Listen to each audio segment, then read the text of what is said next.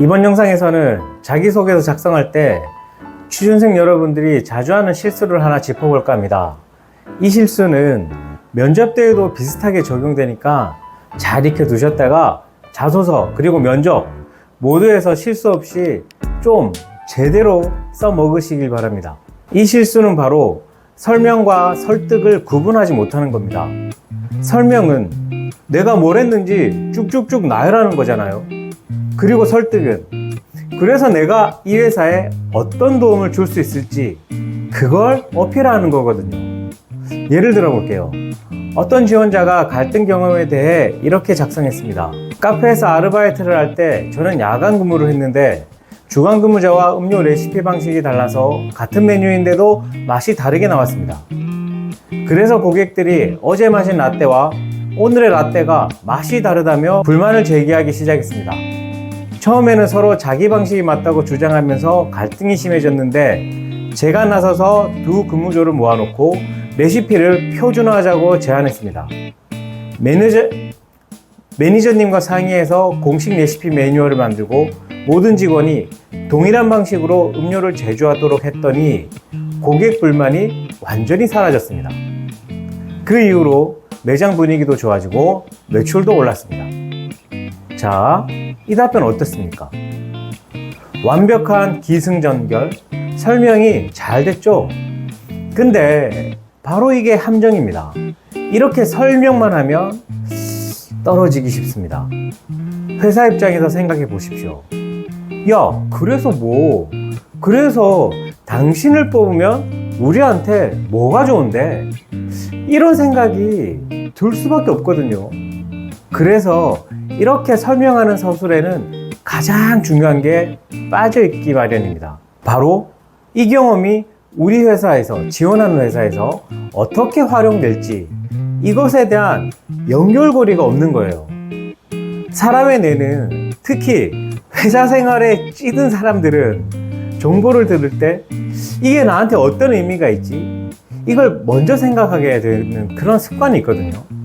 이걸 관련성 편향 이런 말로 쓰기도 하는데 자신과 관련 없는 정보는 일반적으로 금세 잊어버리기 쉽다는 겁니다. 그럼 어떻게 바꿔야 될까요? 생산관리 지원자가 쓴 자기소개서의 예입니다. 저는 서로 다른 방식으로 일하는 팀 간의 갈등을 해결한 경험이 있습니다.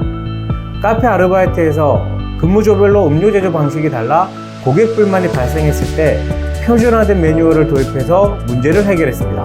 이 경험을 통해 알게 된 건 품질 일관성을 위해서는 명확한 기준과 소통이 핵심이라는 거였습니다.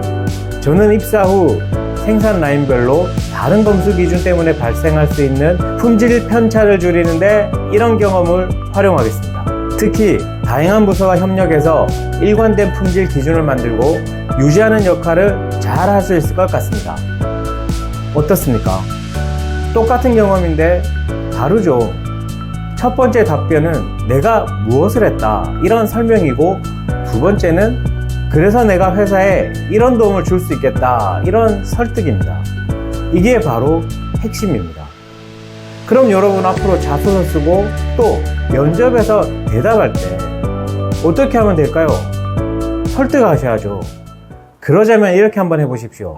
첫째, 경험 얘기할 때 또는 경험을 쓸 때 결과부터 언급하십시오. 저는 서로 다른 팀 간의 갈등을 해결할 수 있는 사람입니다 라고 먼저 결론을 제시하고 내가 설득할 포인트, 그 다음에 간단한 내 경험을 사례로 드는 겁니다. 그리고 두 번째는 경험의 불필요한 부분은 확실히 압축하고, 특히 상황과 어떤 문제가 있었는지 이건 길게 설명할 필요가 크게 없습니다. 대신에 회사와 연결 지을 수 있는 지점이 있다면 반드시 연결지어 관련성을 부각시키십시오. 회사는 여러분의 과거 스토리를 듣고 싶어 하는 게 아닙니다. 미래에 어떤 가치를 만들어낼지 알고 싶어 한다는 점 잊지 마십시오. 이어서 세 번째는 구체적인 숫자나 결과를 포함하십시오. 반드시 많이 개선됐습니다 이거보다는 고객 불만이 월 20건에서 2건으로 줄었습니다 이렇게 말하는 게, 또는 작성하는 게 훨씬 설득력이 있습니다. 반드시 이렇게 하십시오. 이어서 네 번째는 회사의 현재 과제와 연결하십시오. 지원하는 회사가 지금 어떤 문제를 해결하려고 하는지 미리 조사 좀 하세요. 그리고 나의 경험이 그 문제 해결에 어떻게 도움이 될지 어필해 보십시오. 면접은 자기 자랑하는 자리가 아닙니다. 회사를 설득하는 자리예요. 저 이런 사람이에요. 이게 아니고요.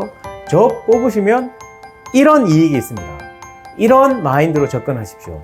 같은 경험이라도 어떻게 포장하느냐에 따라 설명이 될 수도 있고 설득이 될 수도 있습니다. 오늘부터, 지금 이 순간부터 여러분의 모든 경험을 다시 한번 점검해 보십시오. 이 경험이 내가 지원하는 회사에 어떤 도움을 줄 수 있을까? 이런 질문을 던져보시고요. 여러분이 그 회사에 들어가서 만들어낼 변화 그리고 성과를 구체적으로 그려보시기 바랍니다. 감사합니다.